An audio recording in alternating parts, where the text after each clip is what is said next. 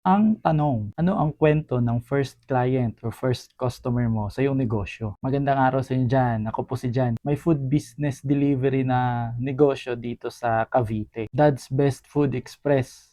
Food bundles, party trays. So, we deliver throughout Cavite. And sa usapan o sa kwentong first customer, talagang di po namin ito makakalimutan kasi pinakaunang customer na nag-order sa amin ng medyo malaki-laking amount din, marami-raming pagkain, party trays ang order. Wala pa kaming food bundles nun. And medyo tensyonado, kinakabahan kasi unang customer niya, unang malaking order namin nun. Isa po ito sa hindi namin makakalimutang customer dahil nasa food business nga kami. Hindi namin alam, itong customer pala namin na to ay isang chef, dating chef sa isang cruise ship. Nalaman lang din namin ito dahil nagbigay siya ng matindi at malupit na review. Makikita nyo po yun sa page namin, Dad's Best Food Express. Isa sa pinakaunang reviews namin doon.